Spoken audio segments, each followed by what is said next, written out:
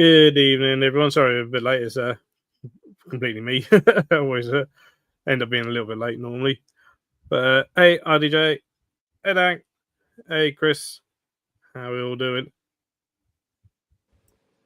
So, and welcome to Louise of Loulabelle's Jungle. Hello. So, second time on the channel. I think I was looking back in the game. I think like Paul the other week. I think it was like 2023 when I first had you on, and last time I had you on. So it's been a while. Yes, yeah, it has been a wee while. So, and it's been a while since I've been saying like, oh, I need to get back on, and just time just flies and forgetting there's actually need to message. So thank you for coming back on. Thank you for having me again. It's a pleasure. So thanks for anyone watching who didn't see the stream that you was on before, because that was a while ago, and doesn't know who you are. Do you want to give yourself a quick sort of reintroduction into who you are and what you do? Yeah, of course. My name's Louise. I own an animal education company called Loulabelle's Jungle. I run home education groups. I run zoology clubs. I do workshops. I go to schools. I go to universities, all sorts. And I take some of my menagerie with me as well. I have about 70 animals. Not all of them on the license. Not all of them are fit for going around near children, but the ones that are do come out with me. And we educate about welfare and conservation, things along those kind of lines. And it's brilliant. Fantastic. So, yeah, and in terms of social media, kind of across TikTok, Instagram, they're sort of the main channels I see, or main platforms I see you on. Yes, TikTok and Instagram I'm the most active on. Which certainly worth a follow, guys, if you don't already. So, and since 2023, I think a lot's probably happened, and you've certainly grown bigger and bigger each time. I mean, every time I see you, it looks like you're just sort of killing it all the time and stuff, and constantly, getting big. And we even talk about stuff, and you announced with a couple of other people, like, what was it, last week or whatever? We'll perhaps gone to that as well. But how things sort of changed and progressed perhaps since 2023. Oh yeah, there's been a lot of big changes. I have started the zoology clubs and things like that. Beforehand, I was just doing visits. I was waiting for people to book me, and then I went, do you know what? The people who are booking me are charging for tickets, and like they're getting more out of it than I am. I'm going to start doing my own. So I started doing that, and there's been a big cry for it. So I'm doing really well with those. We've grown our animals to the point I now have an animal room. We are working on becoming a community interest company, and eventually we will hopefully get a venue, which I want to open up as an education centre and go that kind of way on. I'm also up for an award as well, and a few other little bits. So it's all coming at once. It just feels like I've been uphill for so long, and just everything's exploded, and it's brilliant. I'm very tired after summer, though. I can certainly imagine that. I mean, it's the thing when you're running you're running business, you end up just working all hours and stuff. And they will say, like, you end up working for yourself, but you work a lot more and a lot harder. Oh yeah, than you do when you're working for someone else, sort of thing. Because suddenly, every minute of the day is essentially money. Essentially, yes. I'll get like a message at 12 at night, and my phone will ping. Okay, just like, it's out of hours. You can answer it in the morning. Like, I need to answer it now. I can't switch off. I need to do this now. And my brain just goes into overdrive, and I won't sleep until I respond or deal with that message. So it's a 24/7 like job. You don't never ever switch off from it ever. But I love it. That's it. And I think that's what some people sometimes don't realize, because they see all the glitz and glamour of the social media parts that everyone shares on social media, of how you're doing the clubs or visits, doing this or the other. That's all of it, but don't see the hard work that goes in up to working up to that, doing that, and even afterwards and stuff, and just how many hours are spent just to put on an hour thing. Yes, yeah, it's the animal care behind it as well. A lot of people are like, oh, but like it's quite expensive to book someone like yourself, like just across the board. But I see them paying for like a Disney princess for the kid's birthday and things like that. I'm like, I've got the animal care behind it. I've got the electricity for the animals. I've got the feed. I've got everything that goes behind it. The fact that, well, you'll know with licensing, you've got to be continuously going to workshops, paying to go to conferences, little bits like that to keep your education up as well. So there's so much that goes behind it that I don't think people do realize. It's a difficult job, and you can't be in this job for the money. You've got to be in it for the passion, because if I was to break down my minimum wage, I don't actually think I'm really getting a wage at all, to be honest. But I love it, and I wouldn't have it any other way. That's it. I think, yeah, anything, especially animal related, it has to be a passion, because if it's not, like, you're not going to, like, it's the same with me and everything that I do. Like, you know, the amount of people that say, "Oh, I'd love to be a zookeeper," and this, that, the other, and it's like, well, yeah, you need to be really passionate about it, because there are days where you're just like, "Why am I doing this?" So, but you got to have that passion to really want to do it, because yeah, you don't get paid a lot. Oh, gosh, no. And if animals can find a way to make things difficult, they're going to find ways to make things difficult as well. They get themselves rammed into, like, behind backgrounds, like my hog nose did the other day, which had to tear apart his brand new enclosure that I put together. So Yep. Oh yeah, definitely do that, and definitely do that in zoos as well. Sort of thing, especially if you build a brand new exhibit and then it's like, well, no, they've destroyed that already. Yeah, I think they literally go around like, "Ooh, what problems can I create today?" Pretty much, yeah. That happens, yeah, across the board. So, but yeah, no, that's fantastic. And yeah, I see you doing like things like the zoology clubs and stuff. That's like a fantastic thing where I see you take out like the things where kids can make up like dioramas of enclosures or the habitats and stuff, which I think is fantastic. Which they sometimes don't get to do. Even like not many zoos do stuff like that kind of thing, really. And because there's so much sometimes involved, and they just see it sometimes as a bit of a cost or whatever. But yes, I think it's fantastic. Again, kids really hands on, and they love it. Think about it. Yeah, they absolutely. They take so much from it. I think to learn things like empathy and that, you've got to be around things like animals, and it makes them realize how much actually goes into these animals. So in the future, if they want one, they're going to do the research. Those animals are less likely to end up in things like rescues, and that they're more likely to be cared for properly, because I'm giving them tools to actually learn how to research themselves as well. So it's really good to see. And the amount of kids that are coming back like, "I got my first corn snake," and the parents have been asking me advice alongside it as well. And knowing that the animal's gone to a home where it's truly loved and it's going to be cared for correctly is brilliant. So I think we need to educate those younger years to get to protect the animals in the future. No, definitely. Yeah, because without that, as I said, they're even not going to want to get into not at all, but not even get into things like conservation or anything else and stuff. And so many kids grow up without seeing anything of the natural world.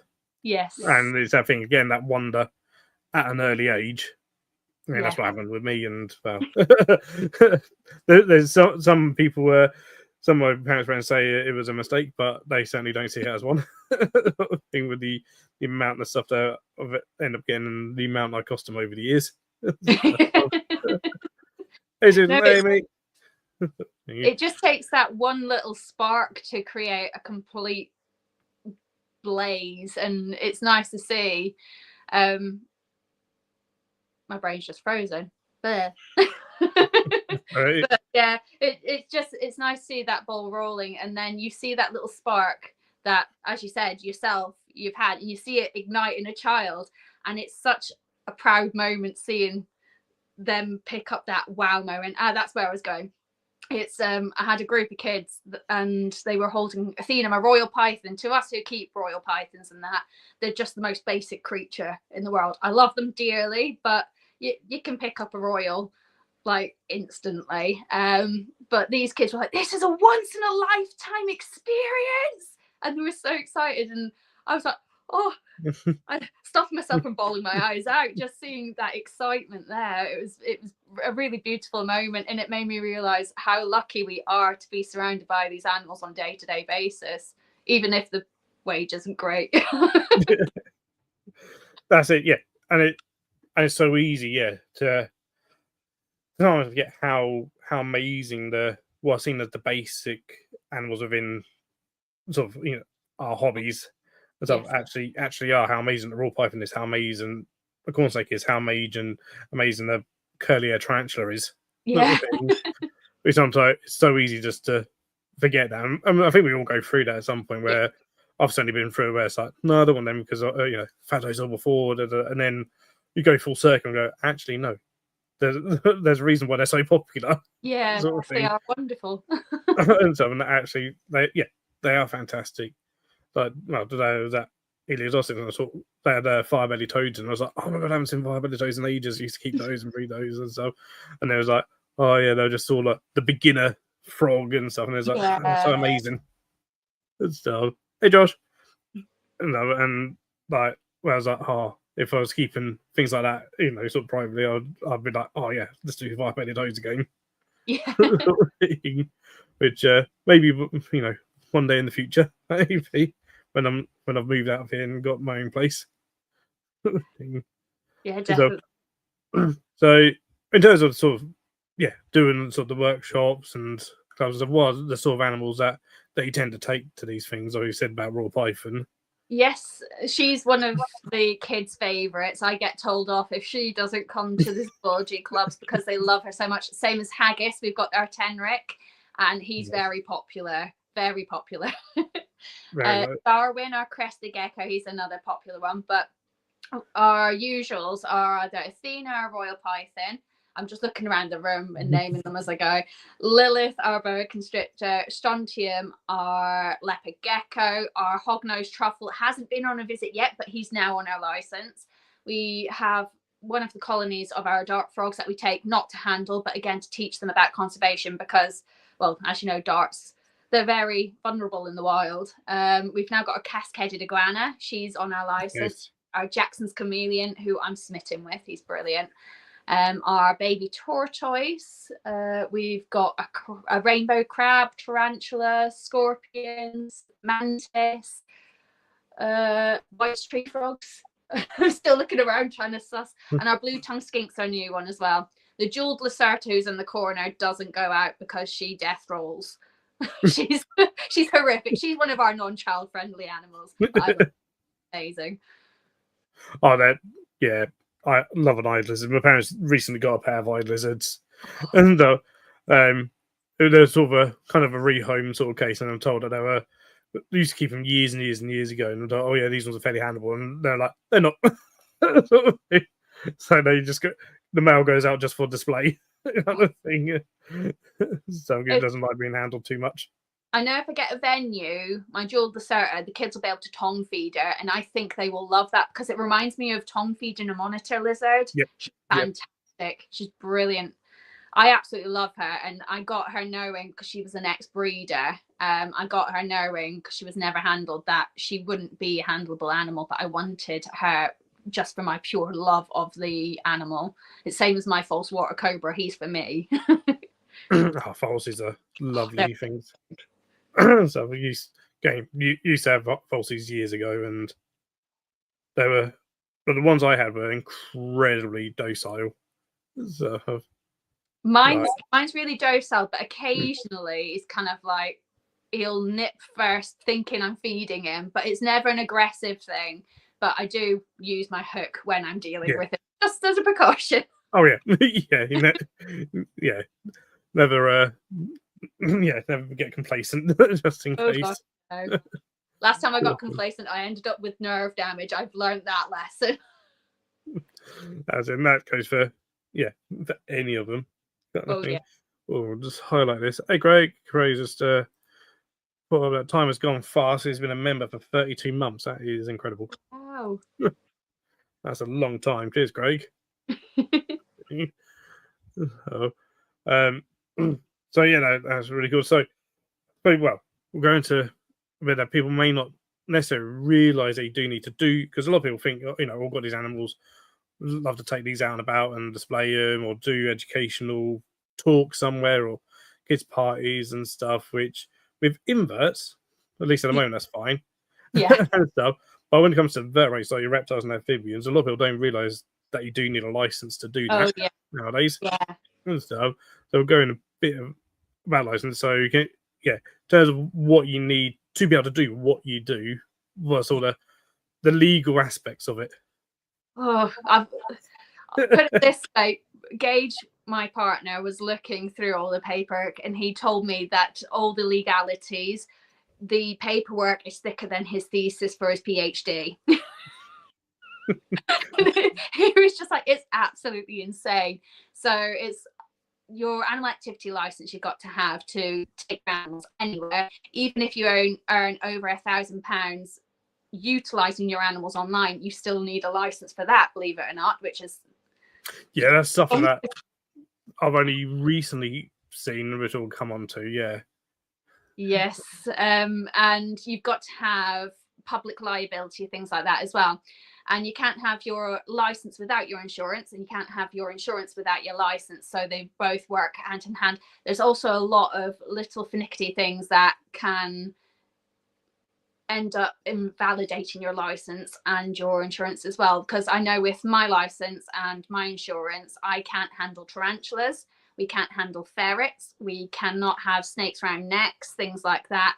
If I was, it would invalidate my license and therefore invalidate my insurance as well. I know it can be different with things like snakes and that around your neck. Certain insurances, you've got to jump through a lot more hoops and put in a lot more paperwork, and you might be able to. But I know with mine's just like absolutely ruled out. Nope. But I find it strange because I can handle skunks and things like that, but I can't handle ferrets. Yeah, that's a weird one. Because we were meant to have a skunk this year, but it fell through. So I'm on a waiting list for next year. Yeah, I mean, a bite from either is not like going to be fairly similar.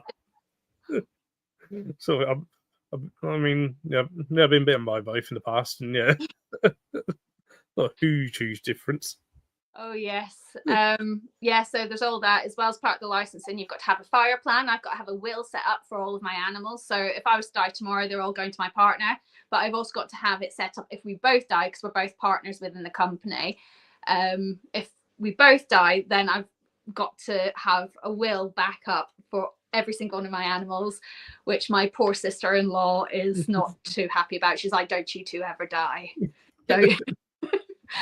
I'm just like, sorry, Abby. You've got to also do all your risk assessments for each type of venue, risk assessments for the car, risk assessments for where the animals are housed. You've got to make sure the electricals are a certain way as well, because if you've got a wire hanging, you're marked down for that. On the plus side, with my licensing recently, he apologized. He's like, I'm so sorry it took so long. I was struggling to find something wrong. And he said, we've got to report something wrong back to the council so they think we've actually come out. So the only thing you could find was my first aid kit was missing a pair of scissors. I don't think we did too bad. Yeah, it's always any kind of license, whatever industry it is. I always have, they have to find something wrong. Otherwise, it's you haven't done your job properly. Yes. And stuff, and it's like, which is really annoying sometimes. Yes, and you've got to do like checklists for whenever you take the animals out, how long they're out for, how long you're traveling for, if you've had any breaks, what temperatures they were kept at during travel and in the visit. There's a lot that goes into it, and as I said, you don't really get much of a wage for it. So I think for a lot of people, it wouldn't be worth it for them. For me, I can't do anything else now. I'm doing this. This is where my heart is, and I used to do retail. I'm not going back there now. I'd rather eat ramen noodles. This is that's all the word that a lot of people don't realise. Goes into and also every council is slightly different to each other as well. So what your licensing might tell you, like my parents have AO as well. And so they might get told something completely different. So I mean, it's all fairly similar. But again, they've had to go like what happened in the event of them both dying, and that all comes to me. But what happens if I also happen to the snuff at the same time? What happens, who gets called when and this at the other? And they've got a whole bunch of people's contact details to the council to be like, you call this person, call that person, call this person so they can come over, but they can call this person for advice and all this at the other. Yeah. Sort of thing. It's and that was one of the newer ones that they had added on their latest inspection. Yes, and they change it without telling you as well before your inspection, and you're expected to just know. Sort of thing. And and of course, they have like time limits that the animals can be out for, when they're doing the events, and they've got to take the temperatures at kind of like every hour. They've got to take temperatures of everything and stuff, and all sorts of various things that people just don't realize that all this goes into it. No, yeah, a lot. I have a lot of people. They're saying, "Oh, you're working the dream job," which, yes, for me, it definitely is my dream job. We wish we could do the same, and I always state to them, if you want to do it and you're passionate about it, go for it. But I'm making you aware that you probably won't get a full-time wage from it, but job satisfaction, it's worth it for me. That's what that's that thing, because doing the events and stuff, like whether it be a party or an event at a college or university or whatever, after if you charge the amount that would actually give you essentially the minimum wage, chances are people won't pay because they go, no, it's too much. No, kind of thing. No, I am charging a lot cheaper than my friends who are down south, and they always tell me to raise my prices. I'm like, I'm in Yorkshire.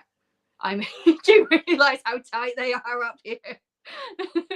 I've had a few people that just like, oh, but your prices are a bit expensive, and they're like, oh, such and such will do it for this price, and then I'll look into it and they're not licensed, and that's why such and such is doing it for that price, or and overworking the animals. And I'm like, I'm not going to trade my morals and my ethics for my animals for money. It can be muddy working with animals and when it comes to money. And I've always said my animals are my family first and foremost, and I will make sacrifices to make sure that their welfare is not put at risk at any point. And if it means collapsing my company and just having them as my babies, then so be it. That's what I've got to do.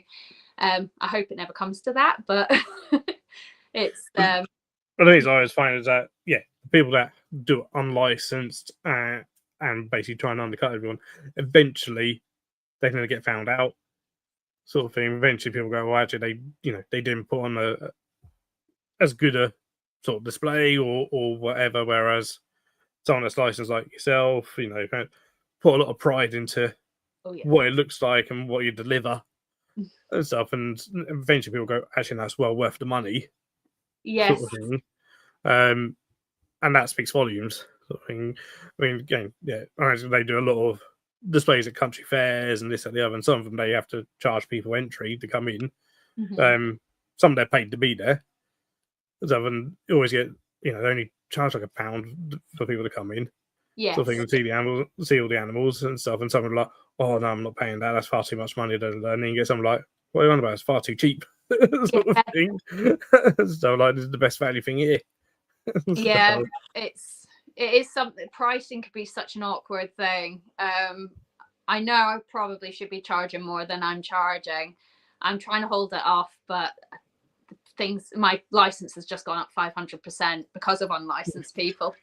Yay! I paid £300 just to apply for the license and £1,600 for the actual license. It was eye-watering. Again, that's the cost that a lot of people don't realise, is that licenses cost money, and it can cost a lot of money. Yeah, I waved goodbye to my savings that day. And I think you need to recoup that somehow. Then that's what paying for, whether it's the party or event or yours or other job, that all goes into that. It's not just paying you a part of the wage, but once you divvy it up between going towards your licensing, going towards your insurance, going towards your time, going towards your fuel costs, going towards that, it's like suddenly that money has become very small. It disappears very quickly. It's like I see it hit my cat, I'm like, yay! And then it goes, poof. Yeah. Oh. So, but no, I mean, in terms of like, yeah, without on as much like, it seems like you're always out and about doing stuff and stuff, which is absolutely fantastic. Thank you. And stuff, and they always seem like you got busy events going on and stuff with the kids, and certainly like the zoology club thing. I think that's a fantastic thing that you don't see many sort of doing something like that and stuff at all. Or at least I don't. That inspiration from Naomi from Animal Teach. I'll give credit where credit's due. She's absolutely wonderful, and she's supported me and given me so many wonderful ideas. So she's definitely one to look at if you ever want to follow someone. She's brilliant, and she's very, very lovely as well. Yeah, Naomi's right. I think she's the only other person I've seen doing that sort of thing. Yeah, kind of thing is the two of you, and stuff. Because I say, I mean, I've only done that. Well, as myself, done one event, which was beginning of this year, which was at Wolston College, part University of Cambridge, and that was just purely inverts sort of thing, which is a hell of a lot easier. Oh yes. I've considered, just before I got as many reptiles, I was like, should I just go back to inverts? That was as soon as I knew they were putting my price up. I was like, I could just go to inverts and not have to deal with all this. And at some point, meaning want to hopefully would like to do more. It's just I haven't time, but also like trying to think of a name that we can call ourselves between the two of us. Sort of thing to do purely just invert based ones, sort of Cambridgeshire, Hertfordshire, London sort of areas, kind of thing. But it's a lot of work to sort of work it all out and even have ones that are handleable. Yes. And stuff, and ones that are interesting enough. And I'm very much someone who I'll say my parents, we end up taking too many sometimes. Oh yeah, I've fallen into that trap as well. And then by the end of it, I'm like, right, we've got a few animals that the kids haven't been able to see, but we'll cut it there. And the kids are like, we've not seen that one yet. And I'm like, I'm so sorry, I'm already half an hour over time. I'm terrible. Yeah. But again, I think we all, a lot of us are passionate about it. We're all guilty of running over time and stuff, and doing extra. Whereas again, the ones that often the ones that are a bit more shady and do it unlicensed, they're sometimes very much like this is the time. We're in, we're out, we're gone. Yes, sort of thing. But it's because they're not passionate about it. Yeah, I find they tend to be more leaning towards like a mobile zoo type thing rather than education. And I do like to specify I'm different from a mobile zoo because I do not do just handling events. There is an element of education with every event that I do, and that's what I want my focus to be on. So I do state that there is a big difference there. That I provide education as well as an animal experience, but the animal experience is there to back up the education. Yeah, that's it, and it's not there just as entertainment. Yeah, which unfortunately sometimes is what a lot of people just want. But it's like you're going to get some education as part of this, which I mean, I will throw education at you. Prepare. Yeah, so you will learn something about this. So, I know. Yeah, my parents had one recently where they said they're going to sort of change a little bit in terms of like their own sort of policies on things because they've done one where all of us there was a party and they were doing it, and then all of a sudden, literally in the middle of them talking or whatever, the people were like, "Right, food's ready. Everyone get food and come back and sit." And they're like, "No, like, no, this can't be mixed." No. So, and the people didn't like, and they're like, "No, you have one or the other," kind of thing. Have the animals wash hands and then go for food, or you have food now and then have it all done. But they prefer the food afterwards because then kids aren't going backwards and forwards. Yes. Kind of thing, and they were just all like, "Oh no, we're gonna have it all at the same time." Like, well, they can't be handling animals when there's food around. No. Oh. My nutrition workshop where I get the kids to prepare animal diets. You see, I like blueberries. You're not eating a blueberry, but I like blueberries. You're still not eating a blueberry. But I also like raspberry. Put it down. You're not eating it. No. I'm like, it's for the animals, not you. Yeah. And that's it, especially when, using food that they recognise. Oh yeah. I imagine, that being, but this is, I eat these, are like, but it's not for you, so no, it's not safe. So even if it's come from the same supermarket that you get it from, it doesn't matter. No, we're handling animals at the same time and everything. You cannot be eating food. That's it. One of the things that even sometimes the parents don't understand. Oh, the parents are the worst. The kids are actually not too bad. It is the parents. I quite often have to tell parents off. So, I mean, in terms of like, actually, someone watching that, perhaps thinking, or they're perhaps like to do. So, how did you kind of get into doing what you do in terms of being an animal educator and taking animals around your area and doing these clubs and stuff? I don't think my path is the usual path that people take, in a sense that I've been a bit all over the place. I've always loved animals. I was always torn between becoming a professional singer and working with animals. I left high school. I worked at a boarding kennels, absolutely loved it, but I was kind of like, I want to go to university. I trained as an opera singer, and I performed for a few years. Stage fright isn't great for your health.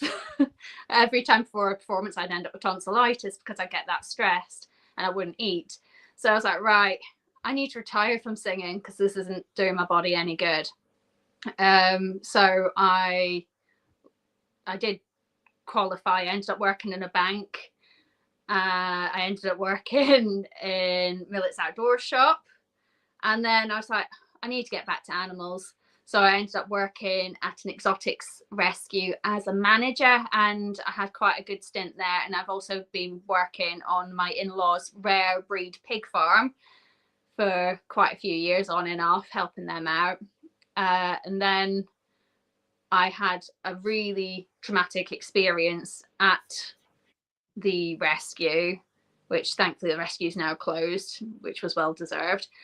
And I left because, again, it got to a point where money was priority and the animals weren't. And I didn't want to put my name to that, but there was other things behind scenes. So I was just like, I'm leaving. And I left with nothing. I had no job to go to. It's the first time I ever did that, but it was kind of, I have to jump now, otherwise my mental health's going to plummet. And my partner said, you've always wanted to go into animal education, haven't you? I was like, yeah. He was like, build your business. And I was like, what?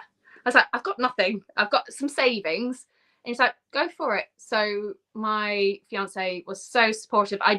Throughout all this as well, I was also studying zoology on top of it, working full time. So I do have zoology in there as well. I've got to add that part. And I left. He supported me whilst I started building my company, which I'm forever grateful for. And yeah, it took off from there. And I felt like I was a bit lost at sea because everything's so veiled and there's no direct like path that you can take. So this is where I also started with my TikTok. I wanted to educate people, if they wanted to follow the same type of path, how to do it, even if mine was unconventional. I got there. But like things like how to find your license and your insurance, what kind of things you need as well, because I don't think it should be something we should be gatekeeping. The more people out there educating the public about animals, it protects future keepers as well. It's the more the public know, the better for us. So I started teaching people about how to do that to get to where I am as well. And then I started building up.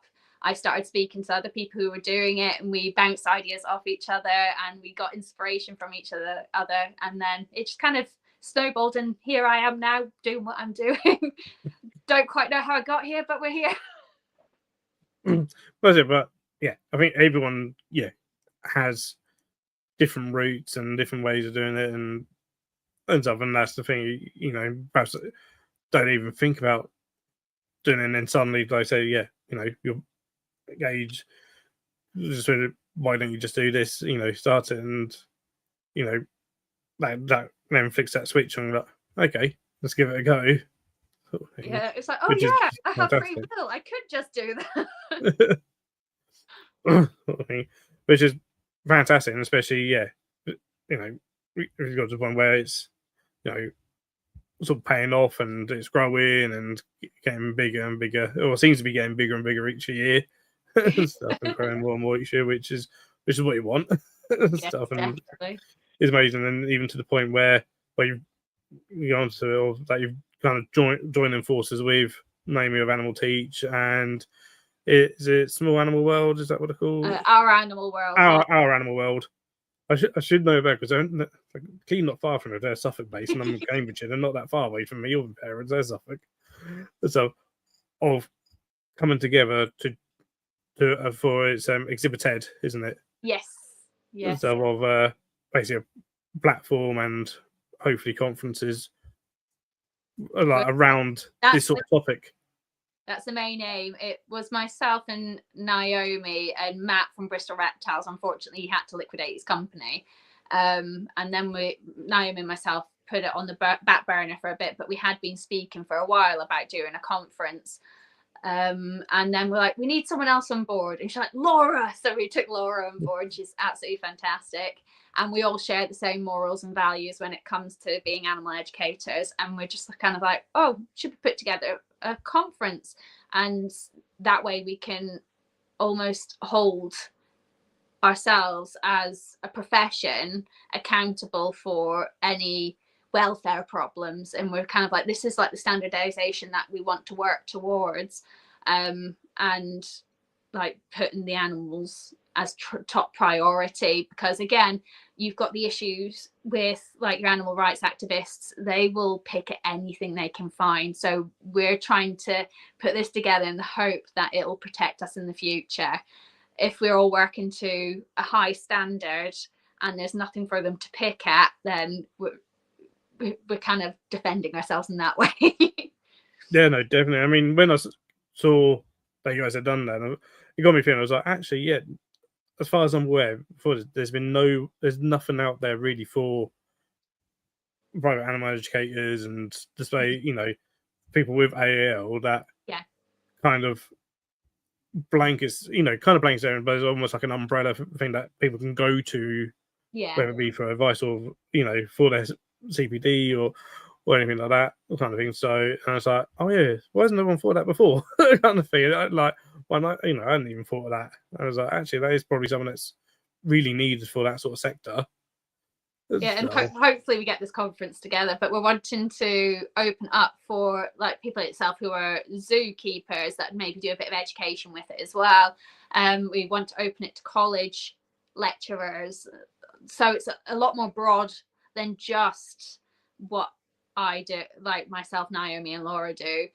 We want it to be open so that maybe zookeepers might get some inspiration, or we could get inspiration from zookeepers, or it's somewhere that we can come together and build a bit of a network and make friends as well. Because when you're doing this kind of thing, especially if you're like an animal educator, you're yourself most of the time, so it can be quite isolating. It's nice to have people to bounce ideas off of and go to for advice and give advice to. It is really nice having people there.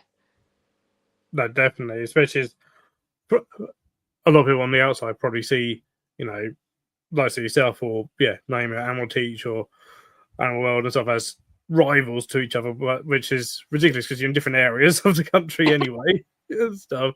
But I just see, everyone that does these things is just rivals, and even some people that do it see each other as just rivals. It's the same in the zoos, the same as everything. But it's like the more that people work together, that actually helps everyone out. Kind of thing. Because like I said, you bounce ideas off each other of like, oh yeah, I've done this and this worked really well with when my kids doing this. Oh, I done it didn't work. It didn't really work, sort of thing, and stuff. And that's only then an improvement where everyone then hopefully improves, gets better, and something for people then just perhaps thinking about coming in. And like I said, joining of the zoos. So I mean, I know Naomi from the zoo field first, sort of thing. I can't remember what conference we first met at, but ABAR's a conference somewhere. So, and stuff. I think, yeah, because I mean, in terms of zoos, I find less and less. We're not doing the hands-on animal education really much anymore. Sort of thing. It's a lot more just. It's a bit more dry in some ways. Yeah, but Sort of thing. there's still ways to capture the kids' imagination, even if you cover a topic, maybe say in an education room, you do a bit of arts and crafts with them to back that up, and then take them around the zoo to show them the animals and why they fit into what you've just taught them. So there's still ways to utilize it being hands off as well, which I think would be brilliant to see zoos doing a lot more of. Yeah, there's certainly been discussed. With I know, one zoo that sort of does basically exactly that sort of thing. Yeah. And maybe had on the conferences we sort of discussed of like how many places still handle invertebrates within their zoos.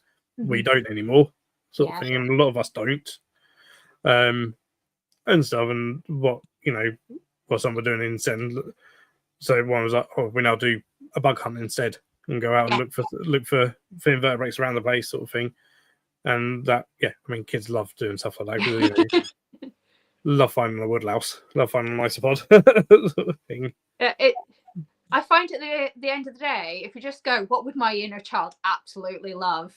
And then I throw it out there, and then the kids are like, wow, yeah! And I'm like, yeah, I'm enjoying it too. That's it. Hey, Mikey. Hey, Rob. And so I think there's definitely scope there. The sort of join the two up and again, like I say, learn from each other. Yes. In terms of things, because I mean, for me, I love going to conferences. That's what it's all about. Whether it be BIASA, whether it be AHH, which I go to every March and stuff.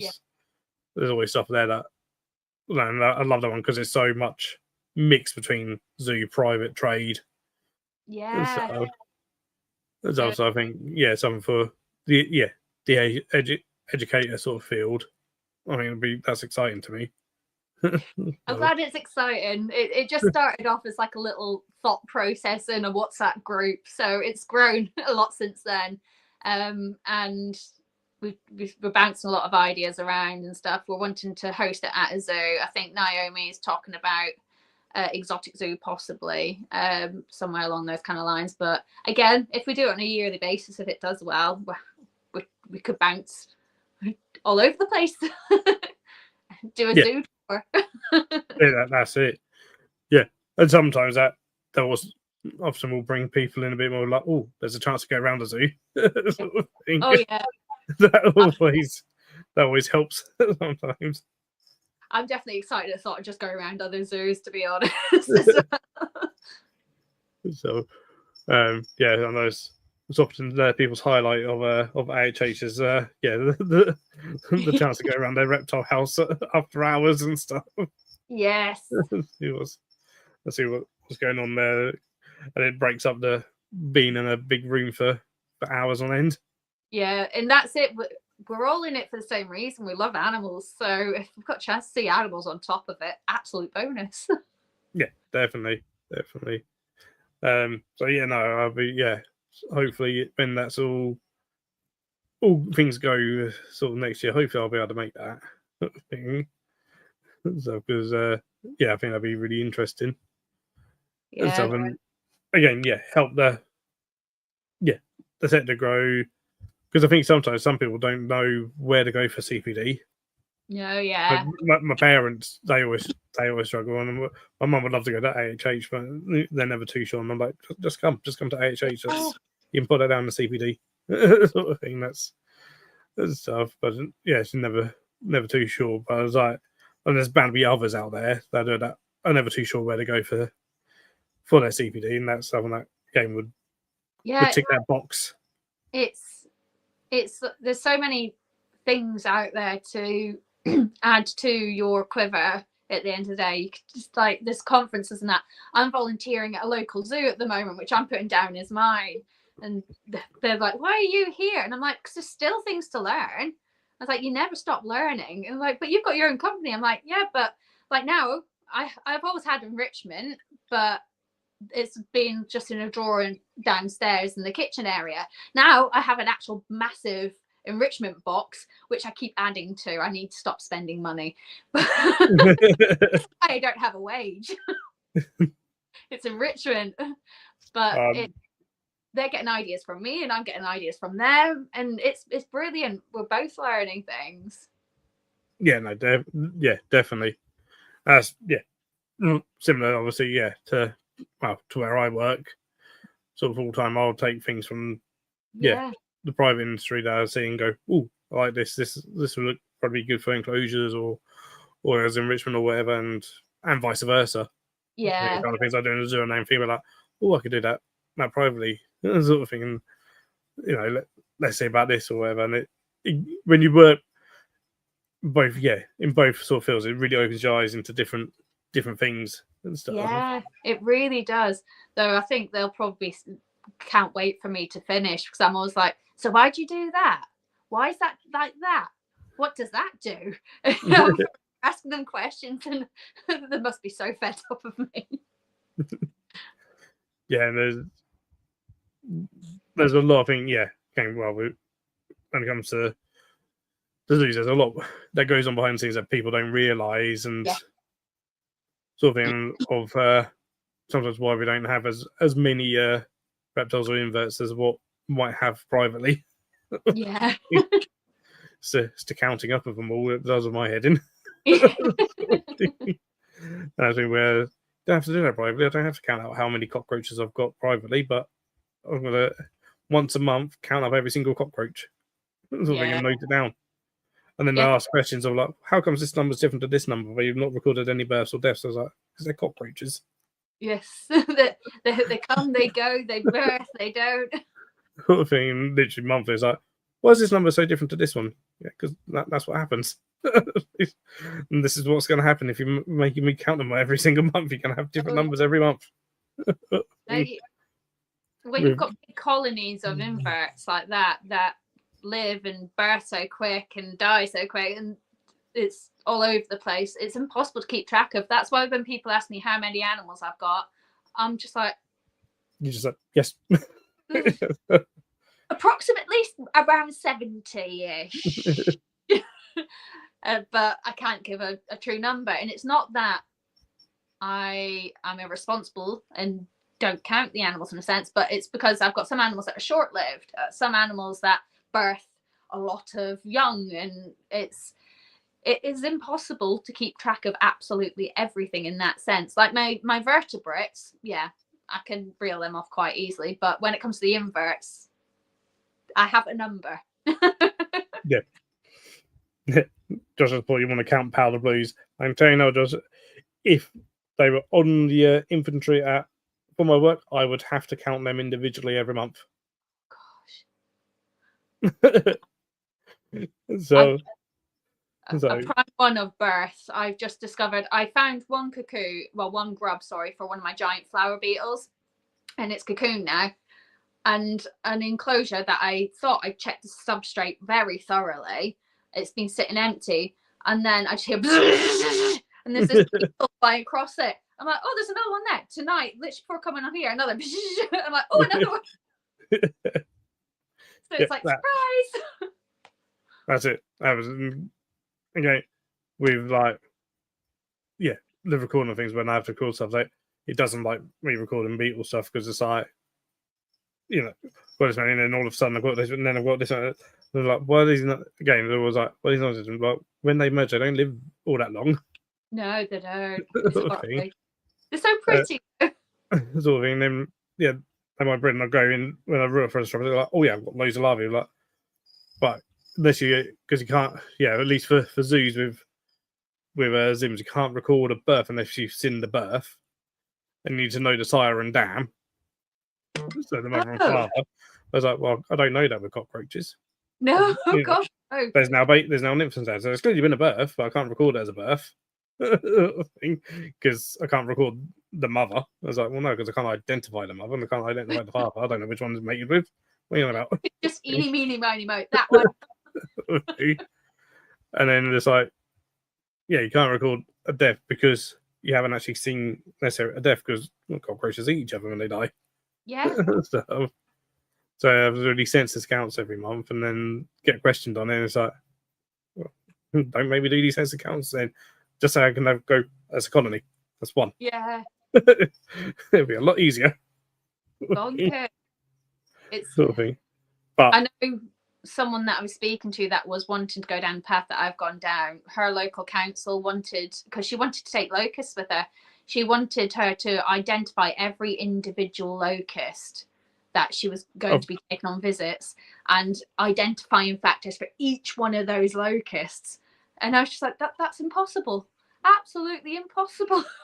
I've heard, or I can't remember where it was, but a zoo got asked that on an inspection.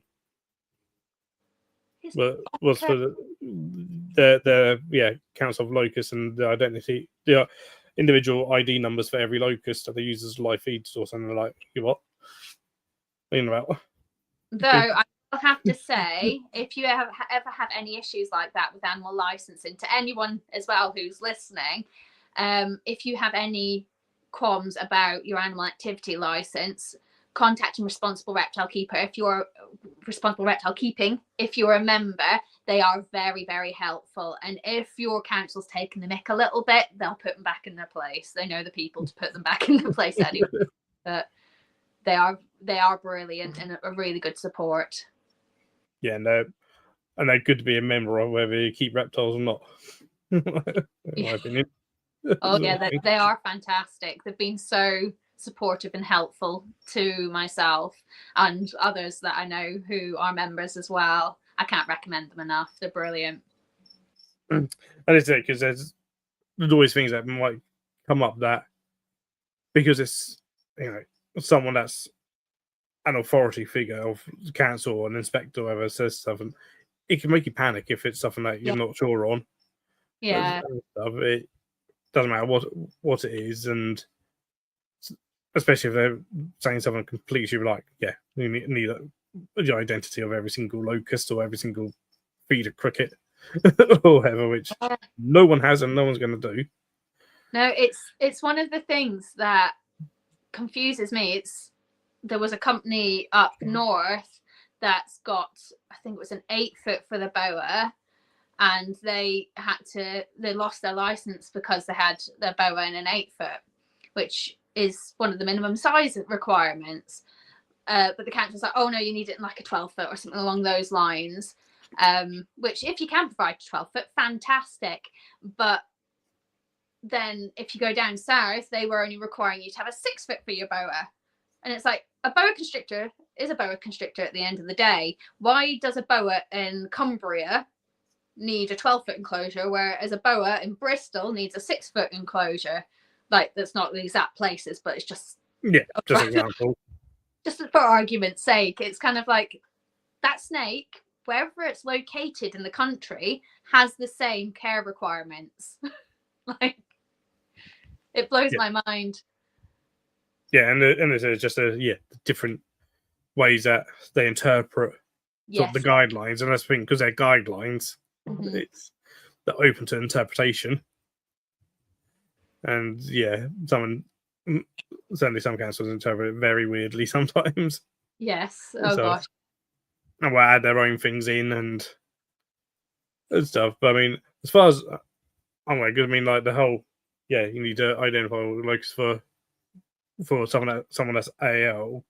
As far as I'm aware, but maybe I'm wrong, invertebrates aren't covered by AL at all, are they?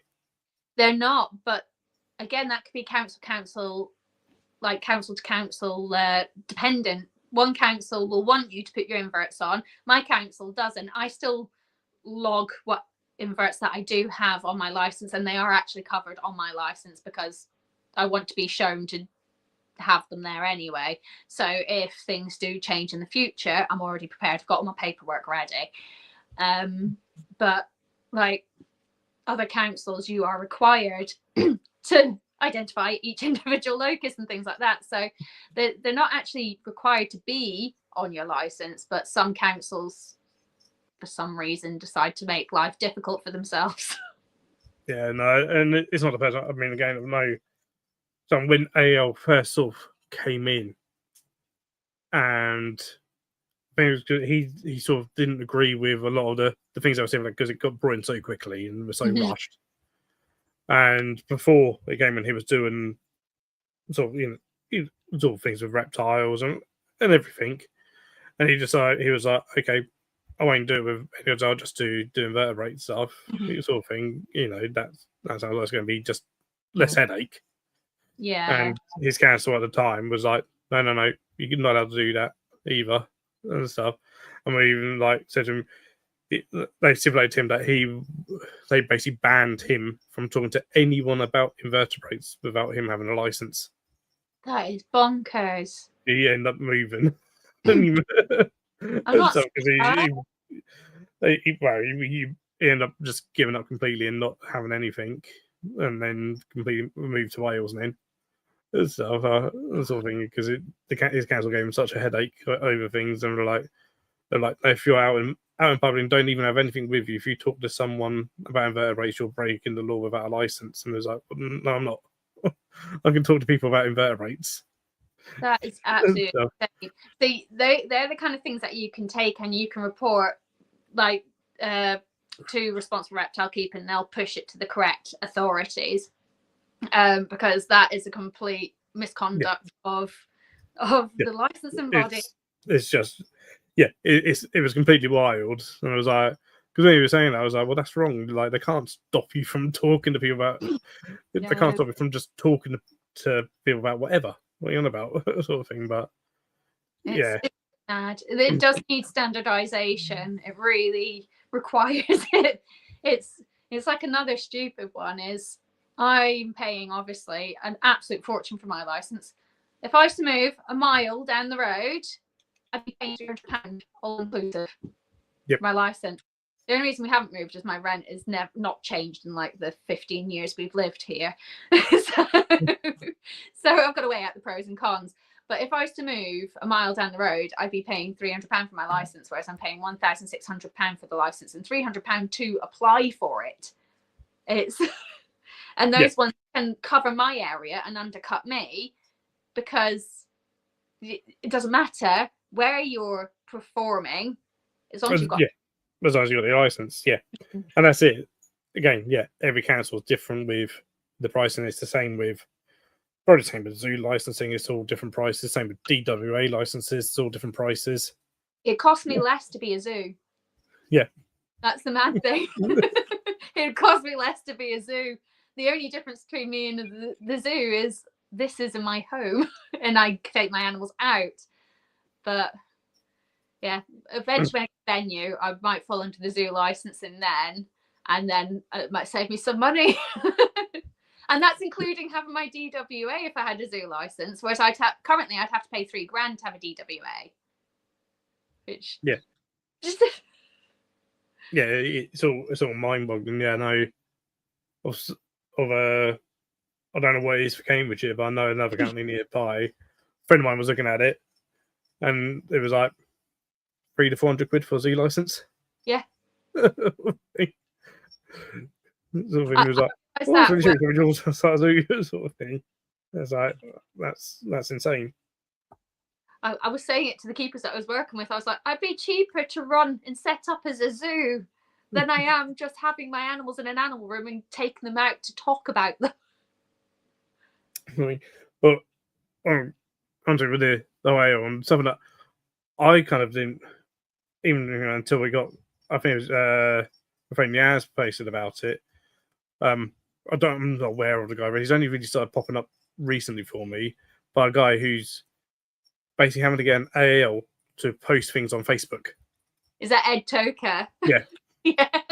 I'd seen that the other day, and I was like, oh yes. It is amazing. And I bet a lot of people don't realise that actually posting any kind of vertebrate animal online, if you're making money on that, if you're monetized, you may need a license for it.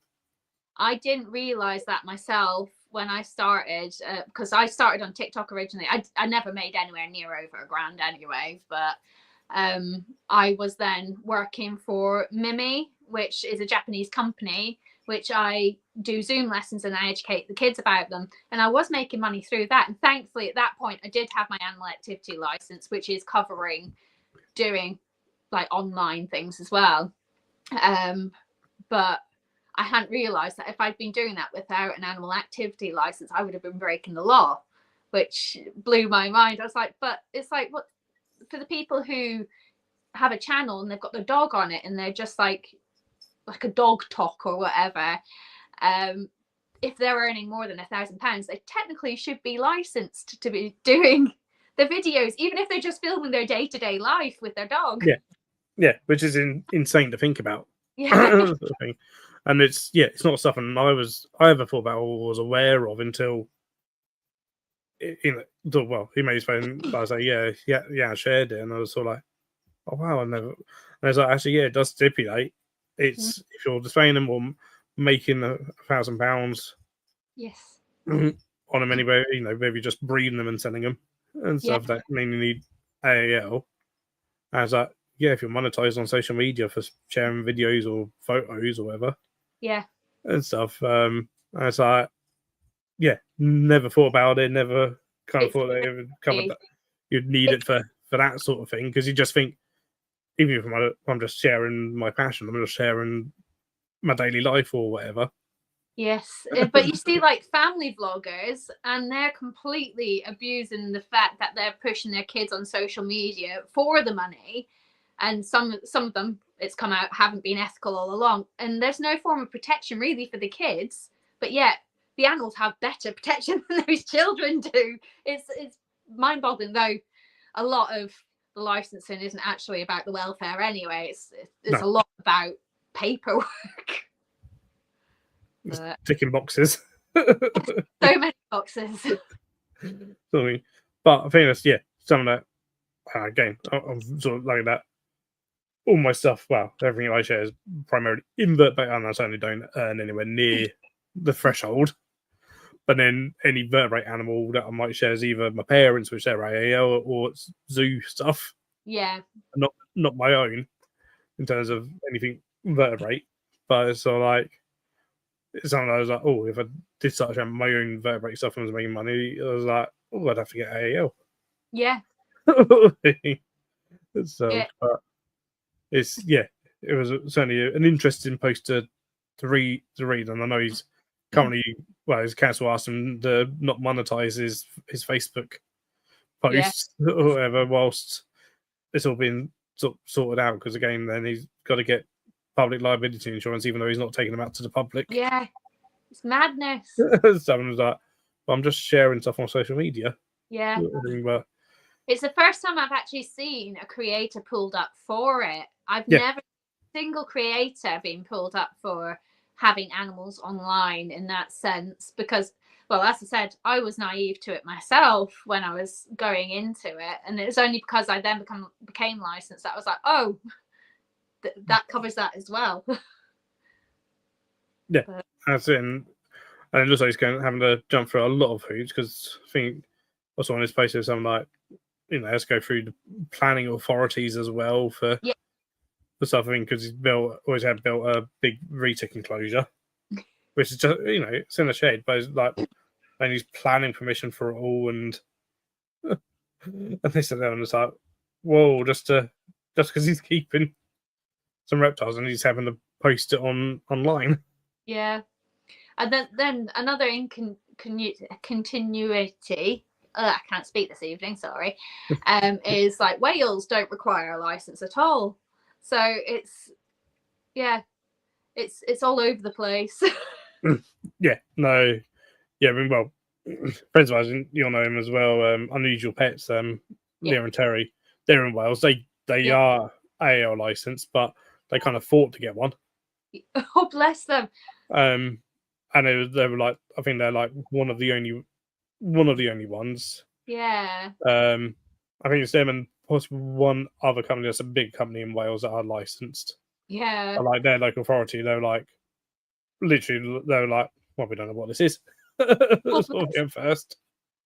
It's good on them to actually want that licensing, though, to prove that they're doing things correctly, and they are putting the welfare first because they want to, promote it as being a good company.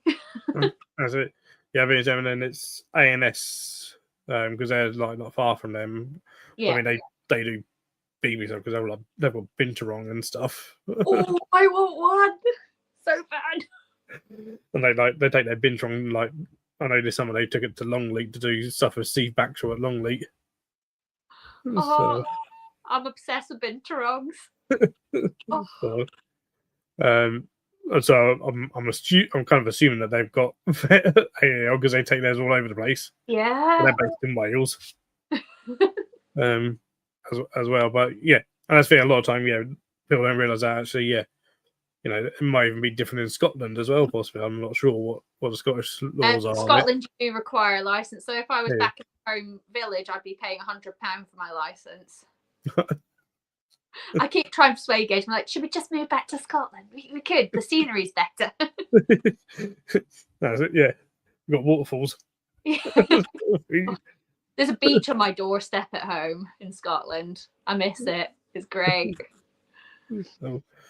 But yeah, no, it's something that I think a lot of people don't really, especially those of us in the social media world, whether it be TikTok, Instagram, YouTube, Facebook, that are perhaps doing stuff with it vertebrates. Yes. That when you become monetized, to really watch that just in case, because now that one person's being sort of pulled up, yes, it's going to be a lot more councils will probably start looking.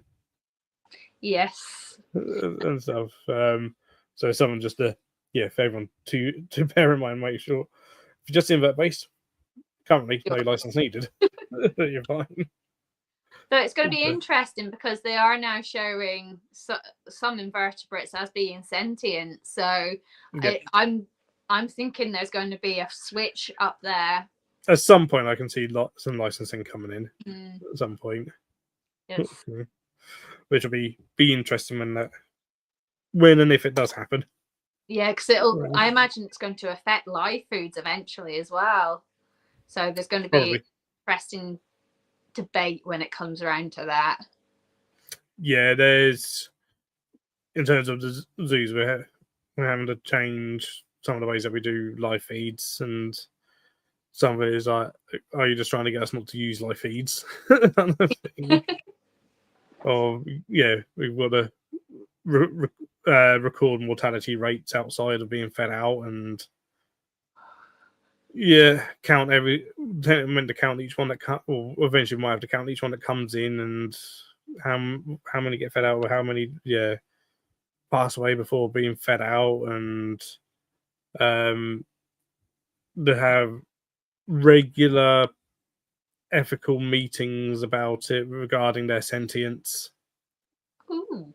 Is stipulated in the standards and stuff, and how ethical it is to feed out a cricket.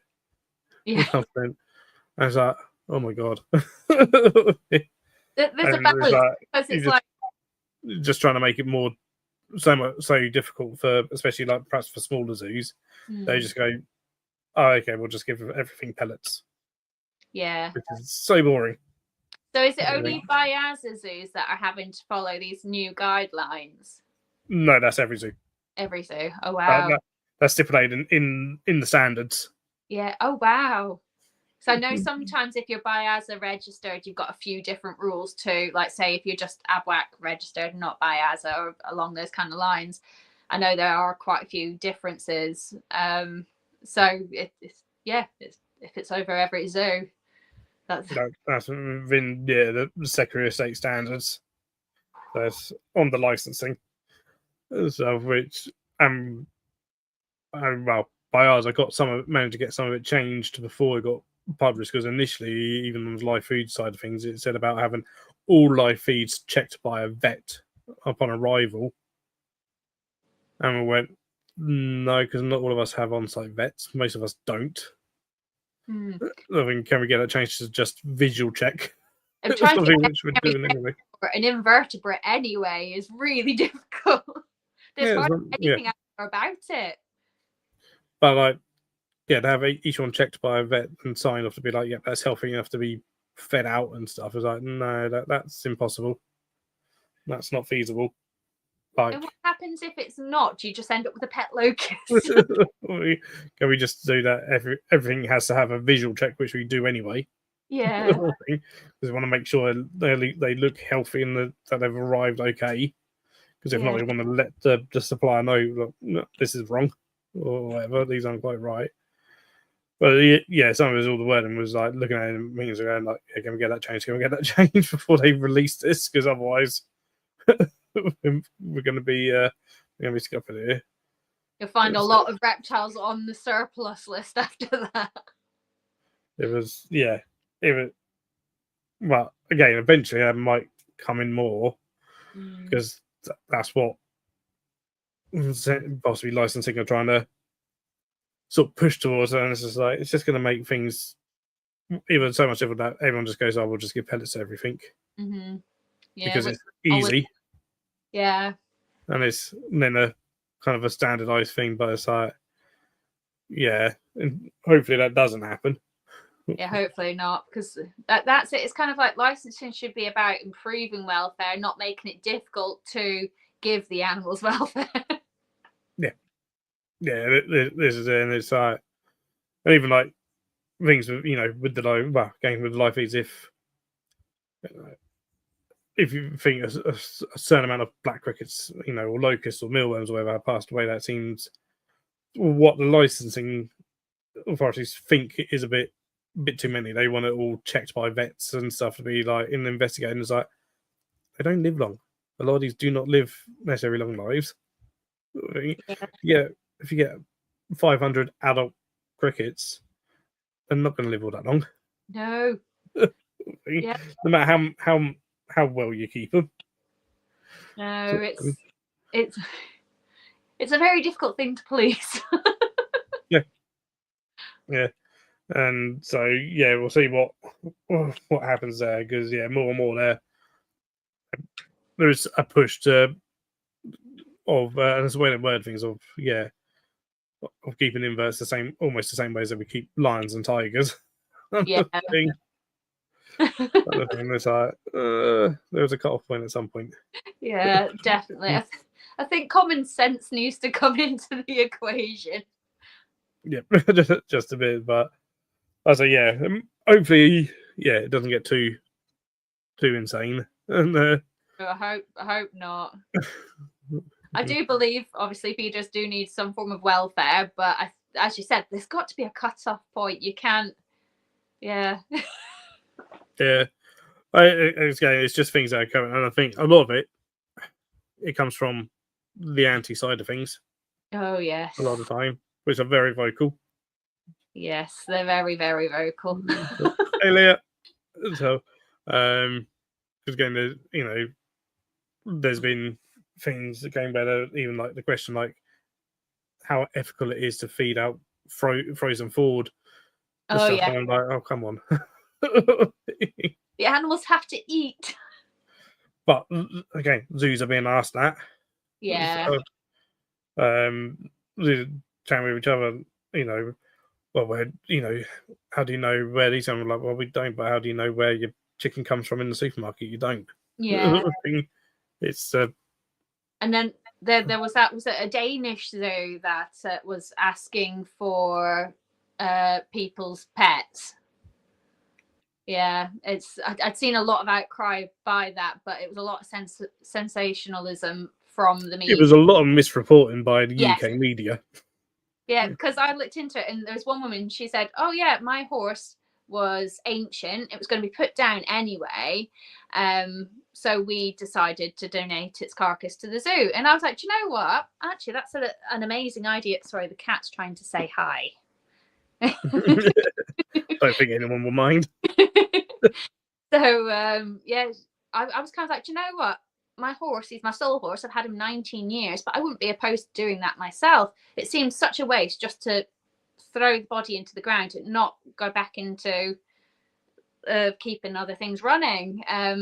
I thought it was pretty logical, but the amount of people in the comments were like, that's abuse, that's cruel. I'm like, well, they're going to be put to sleep anyway because the terminal, like, it's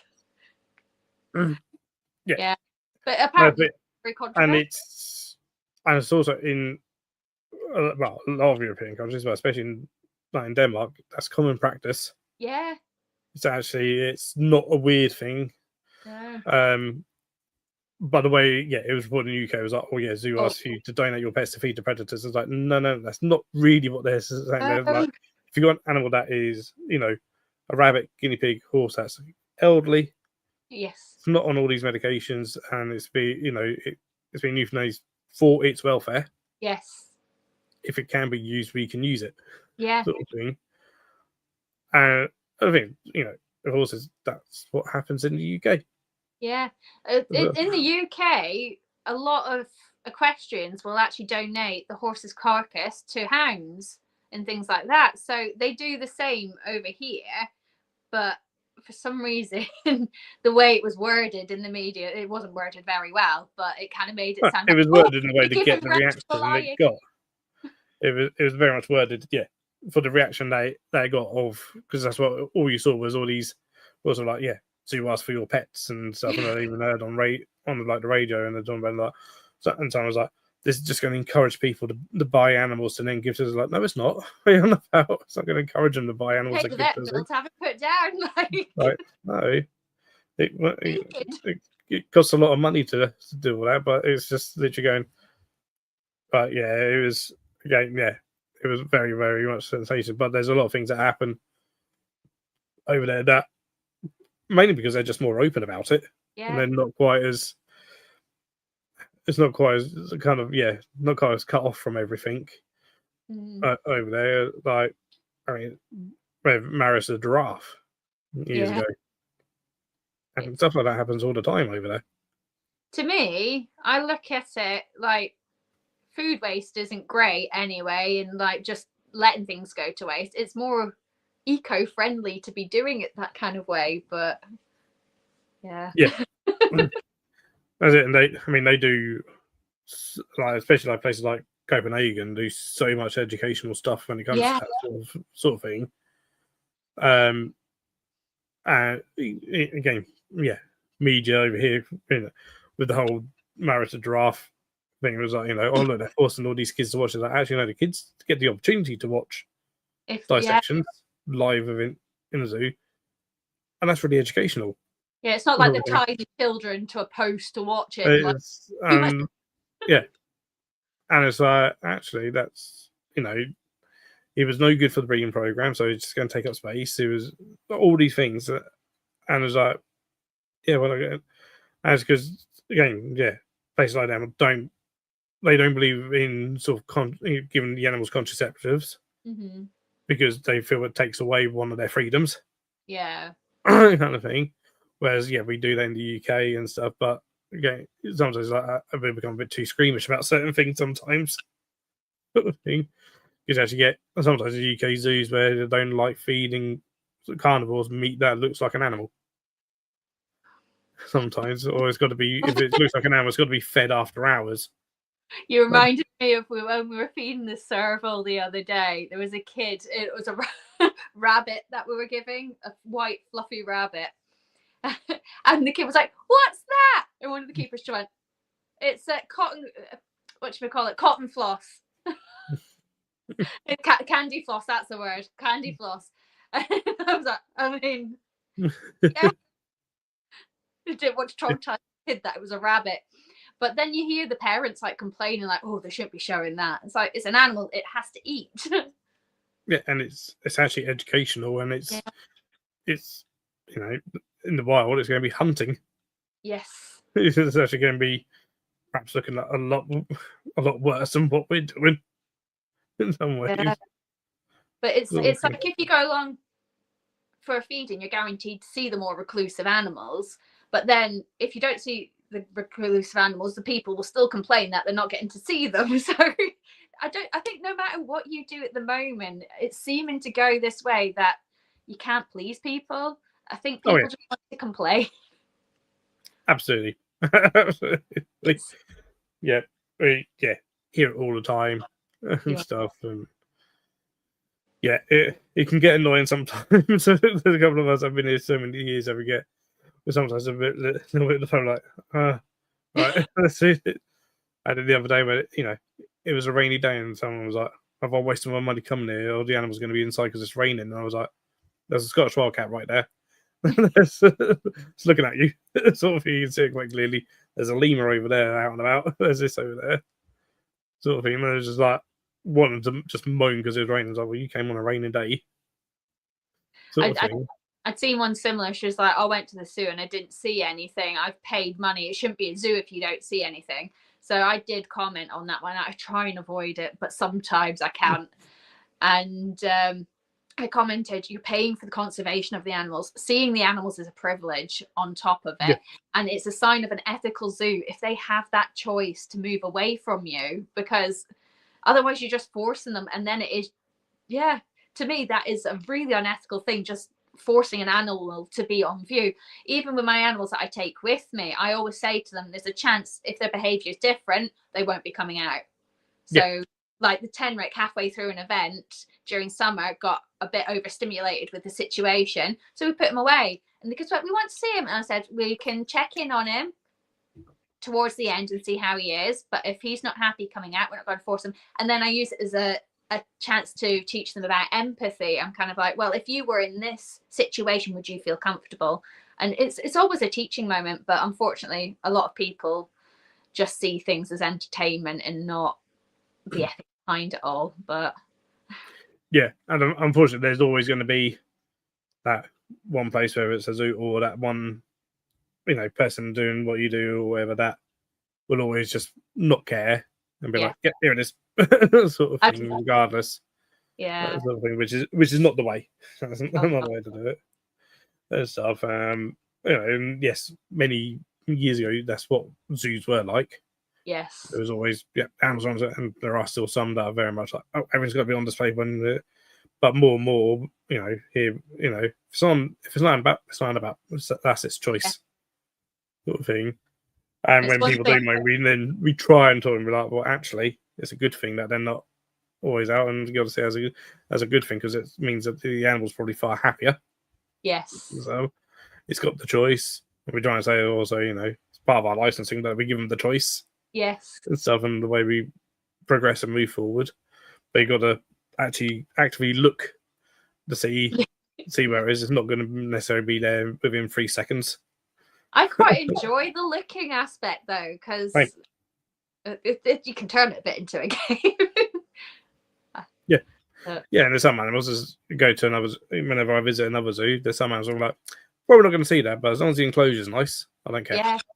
And if you really do want to guarantee seeing something, there's always feeding times, and you're more than likely going to see them during a feeding time, like the Scottish wildcats at the one that I work at. You always see them during feeding time, but you might not necessarily see them during the day. So it's that's it. So it was reminds of the bear enclosure at Hamilton Zoo. Yeah, that was the one where they've got a whole outdoor area that's kind of almost off show. Oh wow! And they could choose whether to be in their big on show area, the sort of outdoor area behind the house that was sort of off show, but you could sort of still just about see them. Sort of thing, where they were further away, or be in the house, and it was completely up to them where they wanted to be. That's super. I do find as well that the more secure an animal feels in its environment, the more likely you're going to see it as well, because it's got that option. If it feels unsafe. Yeah, absolutely. Yeah, the more hide you put in with stuff, and chances are more active it's going to be. Yes. Stuff, and once it feels secure. So, no, Rosalie, thanks for hopping on. So, and see that all the time. Whereas again, going back in terms of reptile keeping years ago, especially same in the zoos as well as private and stuff, it was always just put a hide in there, stuff. Whereas more nowadays, it's like, well, let's put 2, 3, 4 hides. Let's make them slightly different to each other, that sort of thing, and see. And if it's wherever it is, you might see it out more often. Yeah, definitely. Than when there was just one, because it's like, oh no, I can dart away to this one if I want to. Yeah. I can dart away to this one. because I don't feel like they're completely exposed. Yeah. And as I was talking to you before we came on about the licensing being like, oh, well, the enclosure's too big for your royal python. I explained to him, like, if they've got the option of the hides to feel secure in, then they've got the choice to thermoregulate throughout. They've got the choice to move in between and things like that. And I find she absolutely loves climbing. She uses every inch of that space. But again, if she doesn't want to come out, she's got that nice little tight space and a height to go away to. But then there's no risk of her getting muscle atrophy or anything like that. She's got the option, and that's what people need to realize. They need options. They need choice. Yeah, same as us. Mm-hmm. Oh, yes. Yeah. So, Amy's poor good as I was Sloths and Slayer Loris. To be fair, most kids and adults don't understand the need for the darkness in their enclosures. Well, yeah, it was actually Hampton. Their sloth enclosure is one of the darkest I've seen. Wow, I do like a good nocturnal house. It was one where you really had to adjust your eyes. Yeah, oh yeah. Yes, definitely. I was like, oh my god, yeah. I think they got armadillos in there as well, and it was like, I need to come and see the armadillos you work with. They are so adorable. I'm really jealous. Mine have kind of become diurnal now. It's going to be most of the time during the day now. This is interesting. I am thinking, because we've split the animal room, which used to be our living room. It's no longer, the living room belongs in the attic now. But the animal room, this section here is all the reptiles and that. And then we've got the second section, which is next to me, which is divided by shelving units and that. That section has got my Tenric in. We're planning on getting things like pygmy, the micro squirrels, that's the words I'm looking for. Oh yeah. And possibly sugar gliders. But again, I was in a bit of a debate. So I was like, well, if I'm doing visits during the day, how ethical is it for me to take these nocturnal animals out with me? So we're in the process of actually turning it into its own mini nocturnal room. So the animals will be awake during the day. So I don't have to go in and wake that poor animal up to go out with me. And then, just reverse the day-night cycle and do it that way. Because, well, I don't like waking poor Haggis up to go out. I feel really guilty. So I try, he'll only do like 1 or 2 daytime visits a month at a push, and it'll only be for an hour. Or I try and push him for like the later evening kind of things, like my zoology clubs, which are in the evenings. Yeah, that's cool. Sugar gliders are fantastic things. They're so cool. I really want some. I've seen some on a surplus list, and I'm just like, I could just get the enclosure. Have them. And Tenric's awesome. And actually, you got a Tenric. I think there's probably a few people that have probably never heard of a Tenric. Oh yes. What is a Tenric? My zoology kids are hilarious because they for a good few months were just like the hedgehog. I'm like, it's a Tenric. So now it's like, remember, you don't call Haggis a hedgehog, he'll get offended and get upset with you. So now they're like, hedgehog, sorry Haggis, Tenric. So they're learning. So, but yeah, for people that haven't heard of a Tenric, what is one? They do look like a little hedgehog. They are very, very adorable, and they're very small. But they have a bit of a shorter snout. They're semi-arboreal, and they're absolutely brilliant from Madagascar. They, again, do look very much like a hedgehog. In fact, I had one parent say, oh, it's like a Wish hedgehog. Like you got a hedgehog from Wish. And I was like, poor Haggis. Oh. They are absolutely fantastic. And I often, because parents are like, oh, I want a hedgehog for my kids. I'm like, they can be quite huffy. They don't enjoy being handled. I was like, but if you want something similar, I'm happy to give you advice and help you along your journey of research. And if you are suited to one, a Tenric would be a better option. There's also, I mean, I've kept African pygmy hedgehogs and stuff. I sort of think, again, they're nocturnal, so they're not great for kids anyway, like as a pet animal, because they're going to be awake when your kids are asleep. Yeah. So I think African pygmy hedgehogs are very huffy. Oh yes. So, and very, very stinky as well. Oh yeah. The Tenric, he is a bit stinky, yeah, but it's a smell. If you walk into a nocturnal house, that's kind of what a Tenric smells like. They smell, but I find it tends to be seasonal. Like now, his odor's not as strong because he's come out of breeding season. But during breeding season, oh Lord Jesus, it's and then they do that thing where they cover their eyes in the white fluid and look like little zombies. He did that during one of my visits, and the kids were like, "What is that?" And I was like, he's wanting to scent mark. So I explained to them what he was doing, why he was doing it. But I was like, when you hear him on his wheel sounds like a little Victorian ghost child giggling in the dark. So when he used to be in the bedroom, and you hear in the dark at like 3 a.m, and he'd film his eyes over white, and you're like, oh no, thank you. Yeah, that'd be a bit creepy. Yeah, I'm glad he's moved out of our bedroom now. I'm not gonna lie. So, in terms of sort of like future for Loulabelle, you said like, you know, eventually like you would like perhaps your own kind of facility, yes, sort of thing, education sort of centre and stuff.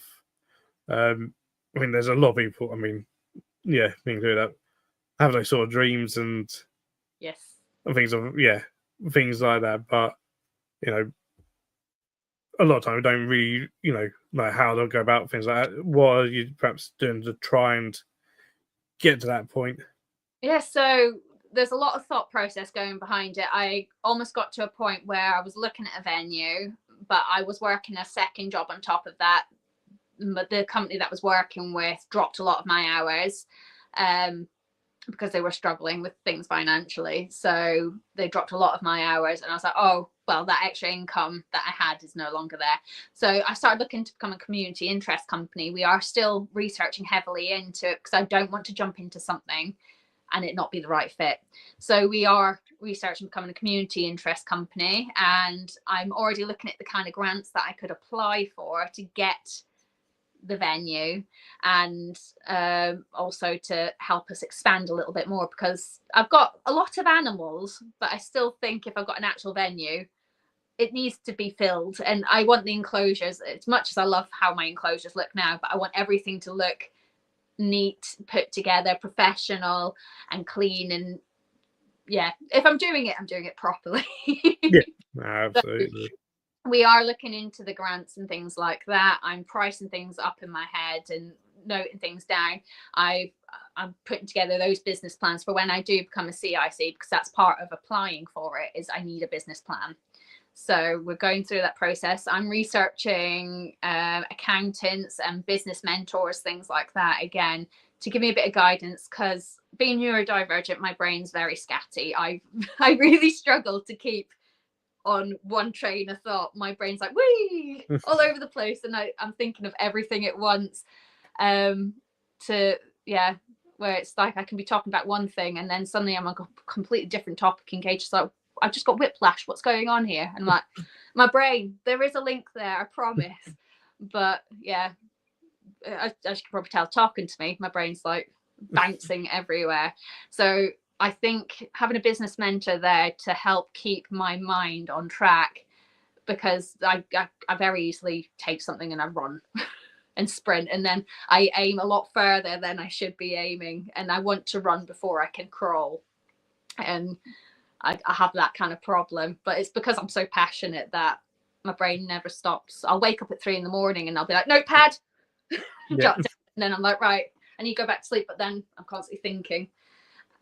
So yeah, business mentor, we're looking to accountant, we're looking to CIC. I'm looking into the kind of animals that I want to expand into. We also have the option that if I get a venue, I want to have a portion of it that becomes a rescue. And I want to teach the kids the implications of what happens when those animals aren't cared for properly, and teach them how to go about things in the right kind of way. And I want to open up to having I've always said I wanted mental health Mondays because, again, being someone who advocates for mental health and suffering from it myself, I want to have a space where people can come and just sit, be with animals and talk to each other, just in case, because again, a lot of mental health issues can come from feeling isolated. So having an area to come into, and if they can donate. If they can't, then obviously I won't expect anything. So I want to really give back into communities in that sense, but also do what I'm doing to help fund these things, because as much as I'm passionate and I want to do all the right things, I do need to exist as well. That is part of it, unfortunately. But yeah, so it's making a plan for the future in the sense of what can I do to give back, to also tick the box for CIC, but also because I want to do the best for the community as I possibly can and for the animals. So yeah, again, my brain's bouncing everywhere. Trying to keep it organized, but I mean, yeah, things like that to me sound amazing, and thank you. I certainly hope that, yeah, I'm sure you'll get that. And be amazing to see as well. As other than there's, things like this that, there's a few of us, within sort of, at least the social media world, all got kind of similar ideas kind of to each other as well, all slightly different. Yeah. Sort of thing. I've been chatting with Andrew at Riddler Reptiles for the past sort of month or so on different like plans that me and him have got, sort of thing.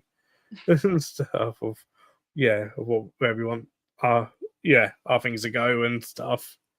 Yes. I think some of that, again, a lot of people in there, whether it's just as content creators or as hobbyists or as someone going out and doing animal education and stuff, it's all stuff they end up starting to think about and starting to look at sort of doing and there's not a huge amount of that in the UK.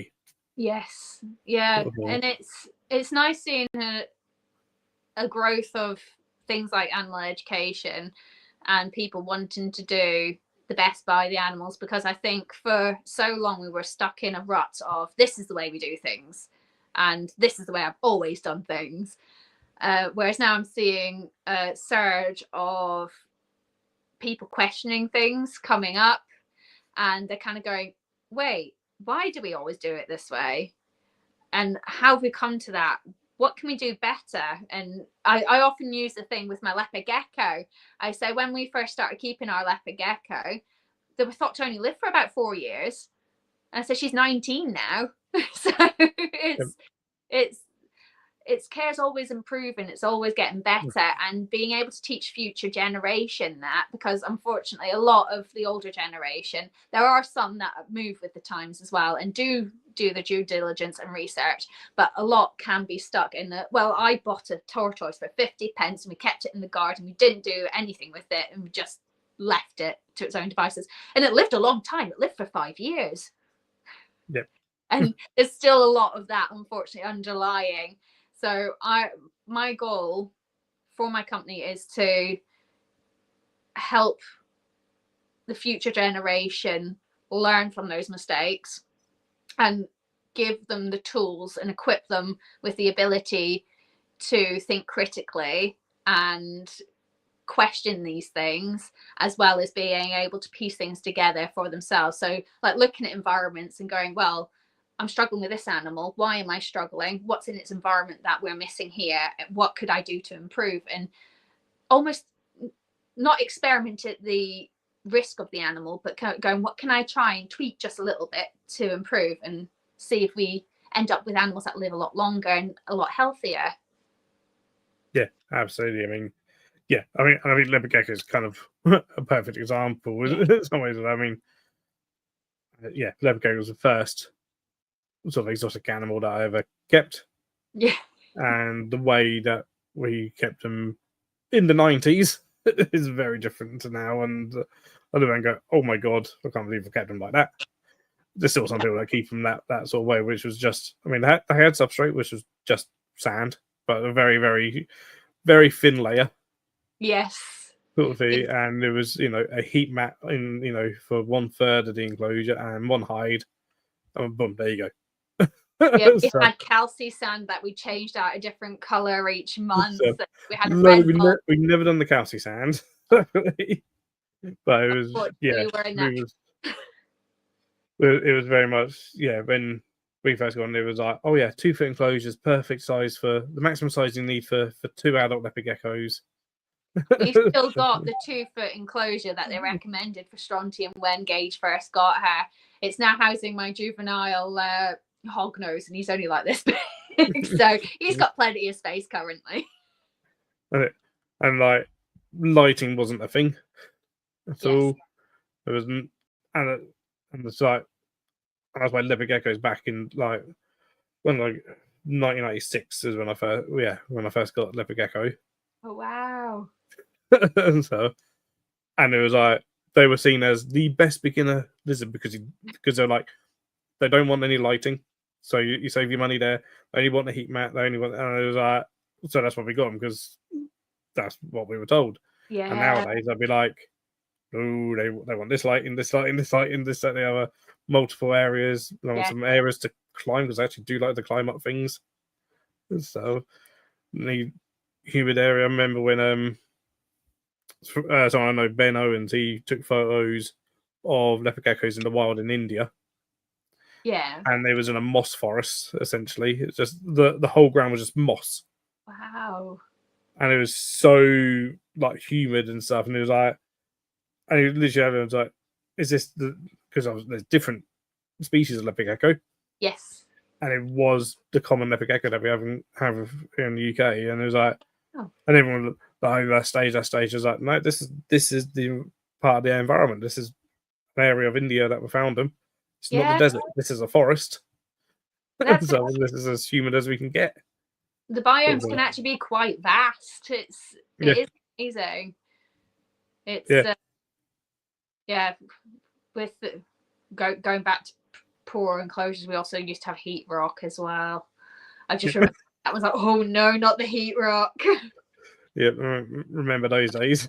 But it's like now my leopard gecko's enclosure, we've got like mossy areas. It's bioactive. Whereas like you would think bioactive might be a bit too humid. Like if you look on previous care, whereas she's thriving. She's 19. She's fit as a fiddle. She's absolutely bonkers. She keeps climbing the background. She's not very good at climbing, but she does it. Yeah, but it's the about way way it was doing it 20 years ago. It was always, or give them a humid hide, and then you start thinking, well, actually, do they just need humidity? Yeah, she in areas like lightly once a day just to keep dust and everything down. And yeah, she's always been great. We've never had a problem with shedding or anything like that. Whereas, yeah, previous care, we definitely had issues, definitely. But again, we live, we learn, and we grow from it. And this is all part of it as well. And it's how we evolve with things, and the husbandry changes over time and stuff. And what we're doing now, we might be doing something different in 2, 3, 5 years time. Yeah, there's a possibility we'll look back like to now go, oh, do you remember when we did that? Yeah, do you remember when we said, oh yeah, keep them this way, do this, that, the other? But that's, for me, that's the beauty of it. Yeah, you never stop researching, you never stop learning. And that is, again, what I'm teaching the kids. I do tell them what I'm teaching you might not be relevant in another 20 years. And that's why I'm giving you the tools to learn how to adapt to the current research and to keep looking and changing. Which I think people just get an animal and they're like, the pet shop told me this is what I need to do, so this is all I'm ever going to do. And then it's a shock to the system when someone's like, actually, you maybe shouldn't be doing that. Yeah, that's it. Yeah, or get your information from multiple sources, and look to see what was, and that's what we should all be doing and stuff. But I've heard some extraordinary things from. There are some really, really good shops out there. Yes. But there are some not great ones as well. remember a few years ago, a friend of mine got a tortoise and showed me the diet sheet that they got from the shop they got it from, and on it was prawns. And I was like, nope. like they offers for Herman's tortoise as well. I was like, I deleted like half of the diet sheet. I was like, no. I want to know when Herman's tortoises find prawns in the wild. That's important. I was like, I couldn't believe the care sheet that they've been supplied, or the diet sheet they've been supplied. I was like, no. And I was like, I deleted like so many things. I'm like, well, this is toxic for them, so you don't want to be giving them that anyway. So, like, they don't need the protein. So when it comes to Herman's, so and then like showing good resources for it, but yeah, no. Luckily enough, they were like thought about showing it to me as well. And like, what do you think? What do you make of this? Because otherwise, they would just blindly go with it. Yes, but you do thing. think when you go into those places, if you're inexperienced, you're kind of like, well, I'm going to the experts for advice. And unfortunately, it's just like 15-year-old Steve who's got like a part-time job and might really care about the animals, but this is what he's been told. So yeah. I mean, remember years ago, I had someone come to me and they were like, "Oh, we've got a male bearded dragon, but it's laid eggs." And I was like, oh, "Let me stop you there." You what? And then I was like, "You mean a female?" And they're like, "No, it's a male. They were sex. When we got from the sex as a male, I was like, and you're saying it's laid eggs?" And they're like, yeah. I was like, think about what you just said. But I wouldn't have it, and I was like, it's definitely a female. It's laid eggs. we had sort of a similar, that same leopard gecko. When Gage got her, he was a teenager, and they sexed her as a he. And we went away on holiday and had his sister checking in on her, and she was like, something's happened. And I came back and I inspected. I was like, they're eggs. And Gage was like, no, it's not eggs. It's a boy. And I was like, they're definitely eggs. And he was like, no, it's just a really big poo. And I was like, that's not a poo. That's an egg. That's the wrong shape. Like, he is a she. But it happens all the time. Yeah. Years ago I went. Well, I had to rehome a couple of, it was like a pair of bearded dragons. Like, oh, could you rehome my pair of bearded dragons? Oh yeah, I'll take them on. My parents said take them, so I went to go and pick them up. I went there and they went, the enclosures over there, and it was one of these exoterrors. So just one of the smaller arboreal ones, and I was straight away like, right, what the hell am I going about to see? Hang on, and they're like, they're both in there, and I was like, what the hell? And then couldn't see them. I was like, well, then they're like, oh, they'll probably be up the top on the glass. I'm like, right, these aren't bearded dragons. What's going on? They're Bibron's geckos.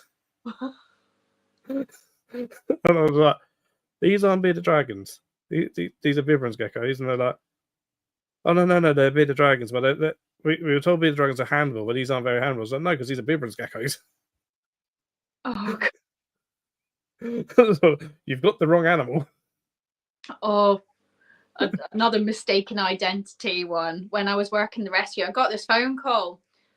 I bought this boa constrictor from Pre-Loved. Basically, what had happened was this woman, her son had gone to prison, and she was left with all these snakes. So she advertised this snake as a boa constrictor on Pre-Loved. This guy goes over, he picks it up, inspects it, puts it in a travel sack, takes it home, takes it out, and he's like, I've just Googled, it doesn't really look like a boa constrictor. Turns out it was a gaboon viper. Yeah, just a bit of a difference. Just a wee bit. So I was kind of like, okay, do not handle it again. I need to call some people. Yeah, stay away from that. You're very, very lucky. Oh. It's like, oh yeah, and she's not fed it since her son went into prison like several months ago. And I was like, you are an incredibly lucky human being. Something is looking out for you right now. I think things haven't like even in the Invert world. I mean, friend of mine, Tim Baxter, you've probably come across him with scorpions. When he got his DWA for his DWA scorpions, he ended up taking it, like basically rescuing a scorpion off a chap who had bought it as a desert hairy, and it was one of the most dangerous scorpions in the world that he'd got. And it was like an elderly guy, and he was like, "Let me take that. I'll give you one of my Arizona hairies. You know, if you want an Arizona hairy, here's an Arizona hairy. But this thing, you do not want." And someone who's like, if people are selling some of the most dangerous scorpions out there as Arizona hairies, I was like, that's just scary. I mean, luckily most people don't tend to handle them, but like, there's always going to be someone who might poke them or whatever. It only takes one mistake. Yeah. Or it takes like one person just thinking I'm the big I am. It's just like, that's it. It's all like, yeah, but don't want that happening. No. Oh gosh. Well, I was actually just gone 10 o'clock, so I will be winding down the stream. But thank you for joining. Thank you again. And yeah, we'll certainly have to have you on again. I'll try and make sure it's not as long a period of time. Time just gets away from me sometimes after time. Just time it each time I've got my license. I think it was something like my license and last time as well. So every 3 years. You got your license? Cool. Let's go on. So, but no, it's been fantastic. And yeah, people going. I mean, Loulabelle's jungle across social media, but yeah, TikTok and Instagram is your main platforms. Yes, definitely. I'm more active there. You'll see me post more. So definitely, guys, go and check out, because yeah, definitely worth it and stuff. And we see all sorts of things, not just the reptiles and inverts, but you see the horse as well. Yes, good old Maximus. and various sort of other things going on over there, and it's always I learn stuff as well, sort of things. There's always good content on there. So, and hopefully I'll see you at another show at some point. Definitely. So I don't know if there's any that'll be this year. That'll be your sort of way. I don't think there is. No, I think we've run out. Paul joining right at the last minute. Hey, Paul. Yeah, I was looking forward to the other IHS, and then they cancelled it. But I understand why. But yeah, this year's the first year since I've been keeping that I haven't gone to an IHS show. Oh no! Sort of thing I realised, because the one that did happen, I was at a festival. Yeah, it was already, very that was already booked in. heavy, that one. So I get why it was not heavy variety wise. It's because it was a bit kind of rushed into place and everything. But hopefully now they've got this venue secured, we should see things evening back out again. Yeah, didn't make that one because I was in a field. Yeah. Hands. So and then what would have been the November one, I'm pretty sure that was going to be on the same date as an Invert show that I was already booked into anyway. Sort of thing. So I was like, I'm not making IHS this year. So hopefully next year I'll be at least an IHS show, sort of thing. Hopefully. But and also all the Invert shows. So yeah, I'll definitely see you at a few Invert shows. I tend to stick more up north. Yeah. For inverts, again, if there were more reptile-y stuff down south, I'd probably travel for more reptile-y stuff. But yeah, I think the most northern invert show now for this year would be the Midlands Entomological Fair, which is Newark way, which isn't really north. I've been there a couple of times because Gage's family lives that way, so we kind of tie it in as a visit. Because visit you and bugs. Yeah, it's at Ollerton. That's where it's at. So a little small one, but otherwise they're all for the rest of this year now they're all south. I did find a few times that I have been to that one though that it's got quite good variety. It's sometimes see stuff there that you don't see at other places sometimes. Because I always get some good animals from there. Like the one I'm at this coming Saturday, which is the Amateur Entomology Society show, is always one that you never know what you're going to see there. Yeah. Sort of thing, because you'll have people that just do that show and not do others or whatever. Like I know there's going to be I think there's 2 butterfly and moth suppliers there. Oh, super! sort of thing. So I was like, Atlas moths. I remember my first few shows, there was like lots of butterflies and moths and chrysalises and stuff being sold, but you don't see them as frequently anymore. It's a shame. No, that's in, yeah. But this one, there should be at least, there's 2 companies that are going. Hopefully both will be taking plenty of that sort of stuff with them, because I was just hoping that she's getting butterflies. Sort of thing. Chris is like, yeah, moths. But yeah, you don't really see that stuff at the other shows. No. So I'm like, oh, can I get a load to take to other shows? So Yeah. I'm doing that with crabs. Yeah, So, you can see a lot of crabs as well. That's another one that seems to have died off. yeah, I'm working on it. We need more crabs. Sort of thing. I picked up a load today, ready for the show on Saturday, and yeah, we're working towards it and stuff. And I'm breeding them as well. So I love my rainbow crab. He's such a dude. He's brilliant. No matter how nice to make his enclosure, though, he always tips it upside down and wrecks it. That's the thing with crabs. Yeah, they just destroy the place. I never see him. He is literally the definition of a pet hole. But when I do occasionally get a glimpse of him, I'm like, you're so pretty. That's why, because I do, sell giant ones every now and then. Whenever people ask about something, I was like, my recommendation is very basic, because you can do a really nice looking enclosure. You're probably just going to destroy it. Yes. We should have named ours Bob the Builder, honestly. He's always renovating. So, because, yeah, been asked before, like, about like doing bioactive enclosures for giant crabs. Like, you can, if you want to redo it pretty much daily. Yeah. We've kept our Monstera in a pot, so when he digs it up, we just kind of like dig a hole and pop it back in again. That seems to work. So, because even vampire crabs will destroy the place, yeah. I find. Oh, yes. Let alone, some of the bigger ones like, rainbows, bananas, and giants. Oh, I won't lie, I'm obsessed with coconut crabs. I do not have the facilities for a coconut crab, but I'm obsessed with them. They're very cool. Me and Chris convinced Jeremy as well to get one the other week. What helped was that they've now been banned from export. Have they? Oh, wow. No more coming in. Yeah. Indonesia's banned the export of them now. Sort of thing. So potentially no more coconut crabs being sold. You'd get them breeding. Sort of thing. So we managed to convince him to get one. Stuff. Which he doesn't regret, which is good. Well, and we got distracted by being bitten by a baby beardy.